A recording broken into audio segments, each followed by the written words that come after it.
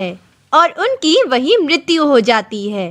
जब यह बात सेठ को पता चली तो सेठ उनके घर गया और कहा, तुम्हारे माँ बाप का कार से एक्सीडेंट हो गया है और उनकी वही मृत्यु हो गई। जब यह बात उन दोनों बहनों ने सेठ के मुंह से सुनी तो उनके पैरों के नीचे से जमीन खिसक जाती है और दोनों बहनें बुरी तरह रोने लगती हैं। दीदी, अब हमारा क्या होगा? मोना, तू फिक्र क्यों करती है? तेरी बड़ी बहन है ना तेरे साथ, तुझे कभी माँ बाप की कमी महसूस नहीं होने देगी। मोना रोते हुए सोना के गले लग जाती है और बिलक बिलक कर रोने लगती है। उस समय सोना की उम्र 15 साल की और मोना की उम्र 12 साल की थी। सोना को अपनी पढ़ाई बीच में ही छोड़नी पड़ती है और फिर समय बीतता गया और कुछ दिनों बाद उसे माँ की संदूक से कुछ पैसे मिलते हैं और वह सोचने लगती है, क्यों ना मैं इन पैसों से बच्चों के खाने का सामान खरीदूं और उन्हें बेचूं। लेकिन इतने में तो मैं मोना को नहीं पढ़ा पाऊंगी। क्यों ना मैं कुछ घरों में भी काम करने लगूं। हे माता रानी, मुझे इतनी शक्ति देना कि मैं मोना को पढ़ा लिखा सकूं और उसे कुछ काबिल बना सकूं। समय बीतता गया। मोना बड़ी हो गई और स्कूल से कॉलेज में चली गई। एक दिन जब मोना कॉलेज जा रही थी तो सोना ने कहा, अच्छा सुन, ये इतने छोटे छोटे कपड़े पहनकर कॉलेज मत जाया कर। दीदी, तुम्हें बाहर की दुनिया का नहीं पता, ये आजकल का फैशन है। पर तुम्हें क्या पता होगा, तुम्हें घर के कामों से फुर्सत मिले तब ना। ये कहती हुई वह हंसती हुई बाहर चली गई। सोना की आंखों में आंसू थे। शायद वह बहन को काबिल बनाने के चक्कर में खुद को तो जैसे भूल ही गई थी। एक दिन मोना अपने कॉलेज के दोस्त रमेश को अपने घर लेकर आती है। तब, दीदी, इनसे मिलो, ये है मेरे कॉलेज के दोस्त रमेश। नमस्ते दी। नमस्ते। मोना, ये तुम्हारा घर इतना छोटा है, कैसे रहती हो इसमें? इससे बड़ा तो मेरे कमरे का बाथरूम है। रमेश, शादी के बाद तो मैं तुम्हारे बड़े से घर में रहने वाली हूँ, क्यों टेंशन लेते हो? मोना, क्या तू रमेश से शादी करना चाहती है? ये तो बहुत अमीर है, बहुत पैसे वाला है। दीदी, क्या तुम ये चाहती हो कि मैं हमेशा ऐसे ही छोटे से घर में रहूं और तुम्हारी तरह गरीबी में रहूं? रमेश तुमसे शादी की बात करने आए हैं। हाँ दीदी, अगले महीने हम शादी कर रहे हैं और आप देखें कि कैसे क्या करना है। सोना मोना की बात से चिंतित, हैरान, परेशान और दुखी थी कि इतनी जल्दी वो सब कुछ कैसे करेगी। सोना ने ये बात नीरज को बताई। सोना जब भी मुसीबत में होती थी, नीरज हमेशा उसका साथ निभाता था। वह उसका बहुत अच्छा साथी था। सोना, तुम चिंतित ना हो, सब हो जाएगा। देखो सोना, तुम उसकी बड़ी बहन हो तो पहले तुम्हारी शादी होनी चाहिए। नहीं नीरज, मोना मेरी छोटी बहन है और वो मेरी बहुत बड़ी जिम्मेदारी है। जब तक मैं उससे मुक्त नहीं हो जाती हूँ तब तक मैं अपने बारे में नहीं सोच सकती। मोना और रमेश की शादी धूमधाम से होती है। सोना ने अपनी सारी कमाई उसकी शादी में लगा दी। अपने लिए उसके पास अब कुछ नहीं बचा था। शादी के बाद मोना का व्यवहार बदलने लगा। उसे पैसों का घमंड होने लगा क्योंकि रमेश बहुत ही अमीर और पैसे वाला था। सोना बहुत ही अकेली हो गई थी। एक दिन नीरज ने उससे कहा, सोना, अब मोना अपने ससुराल अपने घर चली गई है। तुम्हारे सारे फर्ज पूरे हो चुके हैं। क्या मैं तुमसे एक बात बोल सकता हूँ? हाँ कहो नीरज, क्या हुआ? मैं तुमसे शादी करना चाहता हूँ। क्या तुम मेरी पत्नी बनकर मेरे साथ रहना चाहोगी?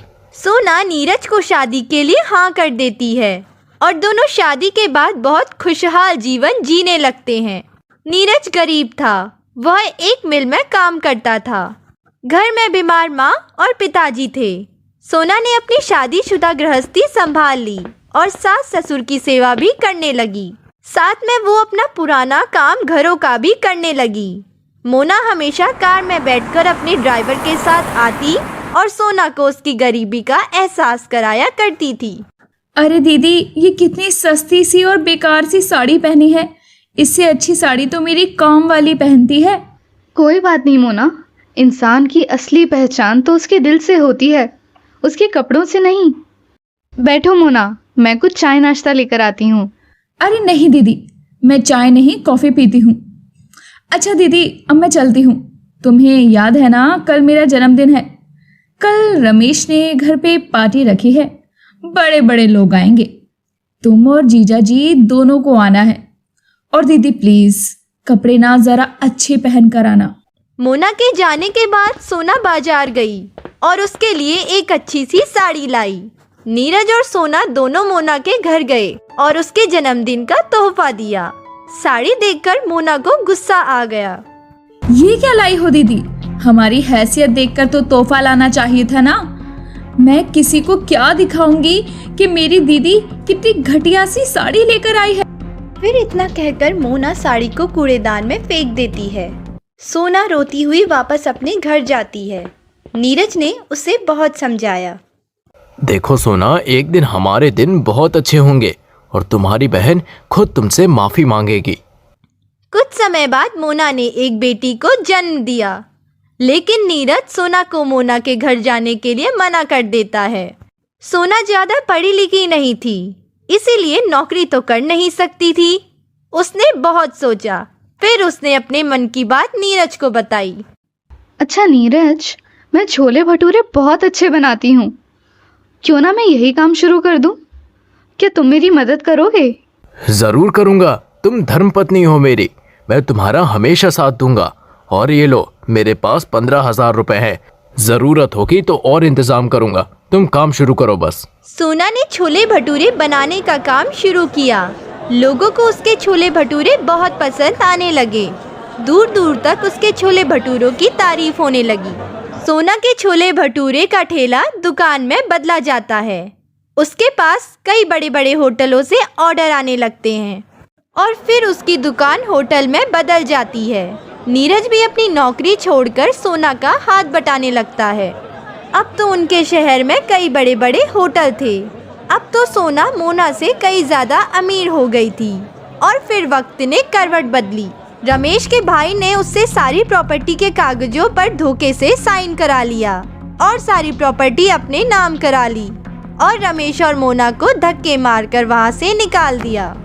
अब उन दोनों के पास कोई रास्ता नहीं था और वह कुछ दिन किराए पर रहने लगे। वहाँ किराए ना देने के कारण उन्हें वहाँ से निकाल दिया जाता है। 2 दिन उन्होंने मंदिर की सीढ़ियों में गुजारे और दूध ना मिलने के कारण बच्ची रोने लगी। तबीयत खराब हो गई और वह बेटी को गोद में लेकर रो रही थी। तभी एक चमकती हुई कार उनके सामने आई और उसमें से उसकी बहन सोना निकली और मोना से कहने लगी, मोना, तूने ये क्या हाल बना रखा है और यहाँ क्या कर रही है? रमेश कहाँ है और ये गुड़िया बेटी क्यों रो रही है? इतने दिनों से तुम्हारा कुछ अता पता नहीं है। दीदी, रमेश रिंकू के लिए दूध लेने गए हैं। इसकी तबीयत बहुत खराब है। दीदी, रमेश के भाई ने हमसे हमारा सब कुछ छीन लिया। मैं तुम्हारी गरीबी को लेकर तुम्हारी कितनी बेइज्जती किया करती थी। शायद ये उसी का नतीजा है। तुमने मेरे लिए बहुत सारी खुशियां कुर्बान कर दी और मैं दौलत के नशे में सब कुछ भूल गई। मुझे माफ कर दो दीदी। सही समय पर दवाई मिलने पर मोना की बेटी ठीक हो जाती है। रमेश, मोना, अब तुम हमारे ही साथ रहोगे। मैं नौकरों से कहकर तुम्हारा सारा सामान कमरे में रखवा देती हूँ। मैंने तुझे माँ की तरह पाला है। तुझे मैं तकलीफ में नहीं देख सकती। अब हम सब साथ में ही रहेंगे, क्यों नीरज? सुनो जी, आज भी अगर कुछ खाने को नहीं मिला तो हम राजू और मुन्नी को क्या खिलाएंगे? कोशिश करना कुछ लेकर ही आना। कल भी ये दोनों बिना कुछ खाए ही सो गए थे। आखिर और कितने दिन हम अपने बच्चों को भूखा सुलाएंगे? अच्छा, मैं चलता हूँ।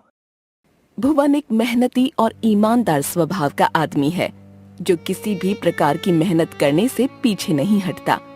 मगर फिर भी ये अपने बीवी बच्चों को एक वक्त की रोटी भी नहीं दे पा रहा है। देश भर में लॉकडाउन के बाद कामकाज मानो ठप ही हो गए हैं। अब ऐसे में अपने परिवार के लिए एक वक्त की रोटी जुटाना भी भुवन के लिए मुश्किल होने लगा है। भुवन एक दुकान पर काम मांगता है। मालिक, क्या मेरे लिए कोई काम है? मैं कुछ भी करूंगा।